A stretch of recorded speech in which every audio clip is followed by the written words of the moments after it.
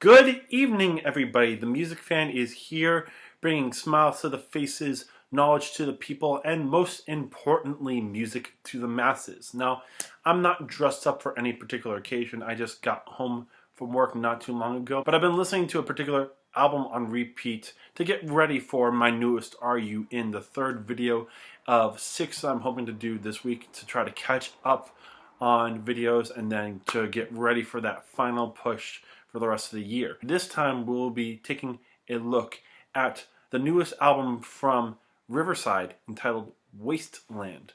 Now, if you don't know who Riverside are, they are a progressive metal / progressive rock band from Warsaw, Poland.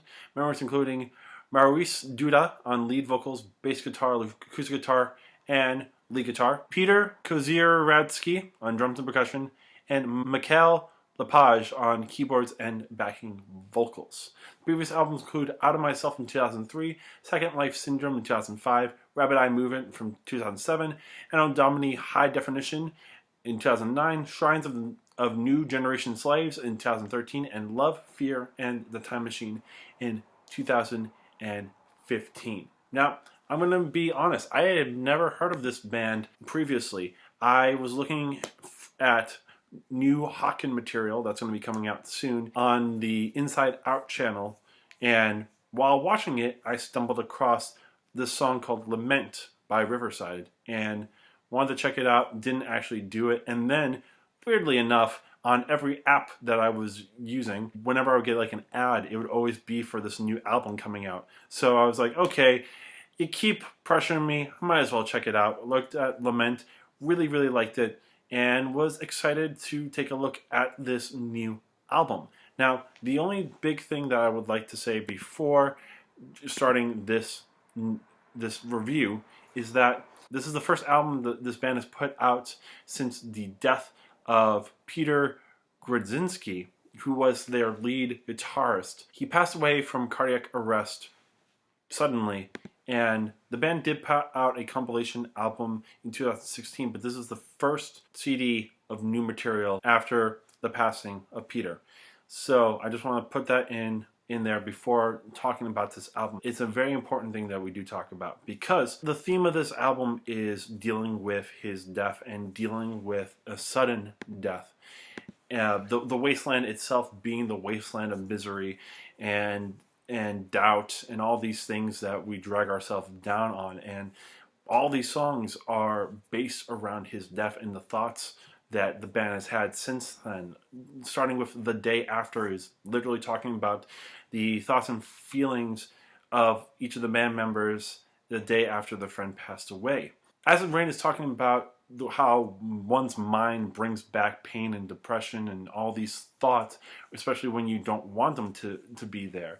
You know, using the word that I'm your own private wasteland. It's this barren wasteland where everything is decrepit and sad. It's a place where only one can visit. A Veil of Tears is talking about trying to find happiness from others, even if they know that potentially this happiness will be fleeting.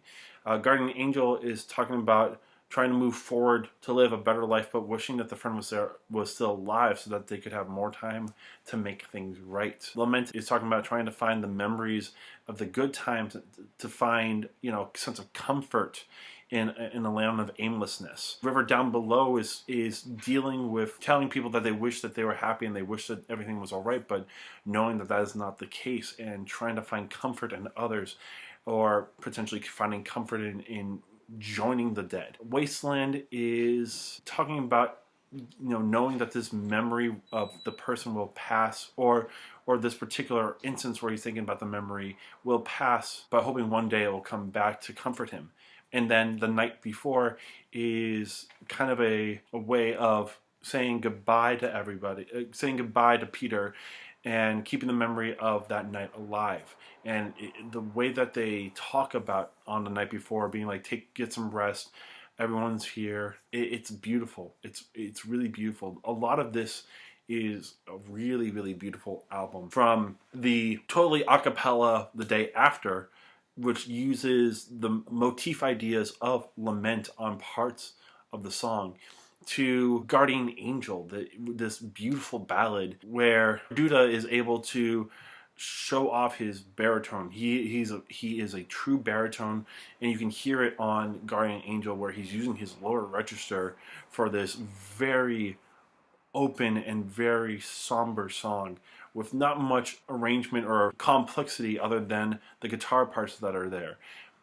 The River Down Below is another one of these where it's basically just a lot of guitar work and a lot of beautiful guitar work. And again, another one where it gives room for Duda's lyrics. And I will say that the beginning of it is a little bit cheesy, but everything else is very beautiful. And The Night Before is this beautiful piano ballad. It reminds me kind of the ending song off of In Absentia from Porcupine Tree. And it has this beautiful flowing piano line, and again gives the room for these lyrics to shine through, these very mournful lyrics. Now that's not to say that there aren't more heavier songs on here. You got a song like Acid Rain where it has a little bit more electric guitar, a little bit more oomph to it, a little bit more energy. And you also get Lament, which kind of has a little bit more heaviness to it as well in terms of the instrumentation, even though it is a slower song. Vale of Tears has some powerful drums too, and some very powerful distorted guitar. Wasteland also has that more heaviness to it, but it's never truly hectic powerful. It's a calm powerful, if you will. It's a very restrained at times. And I think that's kind of due to Duda's vocals. It's there, like I said, he's a baritone, so he doesn't have very much power at the high range.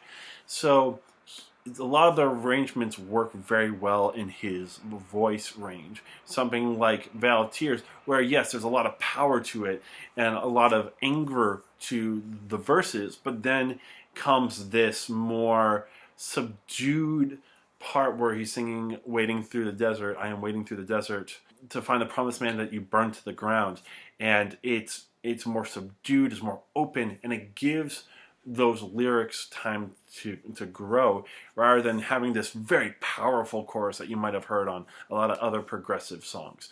A song like Wasteland, again, another one that it has a lot of lyrics and it has a lot of power, but it doesn't build until you get to the instrumentation part of it. A song like Lament, it does have that power, but again, it doesn't huge. It's because of the slowness of it. It's not a hectic power. It's a very controlled, somber power. I think the only time where it doesn't really work is on the chorus of Acid Rain. I think there's way too much stuff going on and too much power in that chorus that would be better if it had a much higher voice or someone who could hit those higher stuff with a little bit more power. Duda's voice is weirdly, has like a little bit of a classical tinge as well as a very like buttery at times. So it's a warm voice. It's a very warm voice, but it doesn't have the power like you would hear in some progressive vocalists like Ross Jennings from Hawken or James LaBrie from Dream Theater or even Geddy Lee from Rush. It doesn't have that high end enough for some of these songs to work. And that's why a lot of these songs are more of the 70s style of progressive rock, or something a little bit more of like that, like, if you will, like the Mardi Gras sense of like very classical medieval music. Like some of these songs have some of the vibe of like a Jethro Tull song. Not more of like the Dream Theater-esque or the Rusk-esque. It channels more of that earlier progressive songs. So like songs like Guardian Angel, songs like Wasteland, songs like River Down Below has more of that feel of this earlier progressive rock instead of the heavier stuff. Now, Acid Rain does have a little bit more of the progressive metal side, and even Struggle for Survival, the instrumental, has a little bit more of that progressive side. Lament has a little bit more of that progressive metal side, even though it kind of goes between that progressive rock and progressive metal sound. And Wasteland, again, it kind of also has that progressive metal sound. But what I love about a lot of these arrangements is that a lot of them are very interesting. Like the way that they build songs like Vale of Tears, or Lament or Struggle for Survival or even Wasteland, a lot of these songs have a lot of really good building guitar parts, and a lot of them have a lot bit more layering when it comes to it. The standout one being Lament, where in this middle part you have this acoustic arpeggiated part.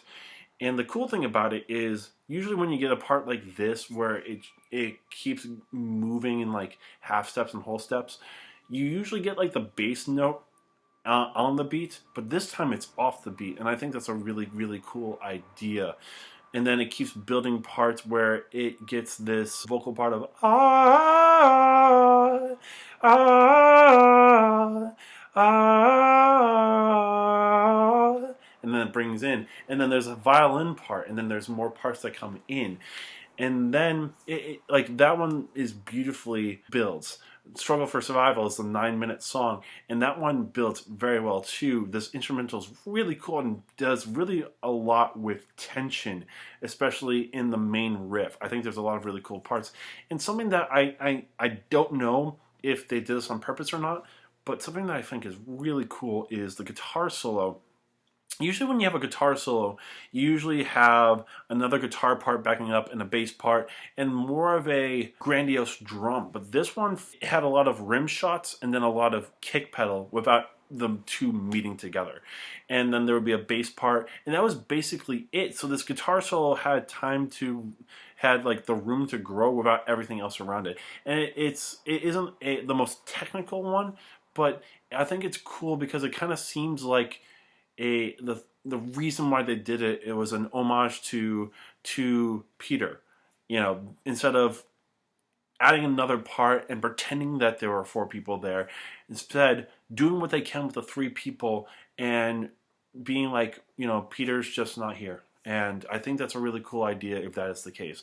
And there's a lot of really good riffs on that song. It builds and recedes, and it's one of the highlights as well. And then Wasteland, again, is another one that builds so well. It's the second longest song on the album, being at 8.5 minutes. And the vocals are good, but the killer part of this is the guitar parts throughout the rest of the song and how it builds so well. So there's a lot of really cool arrangements on here.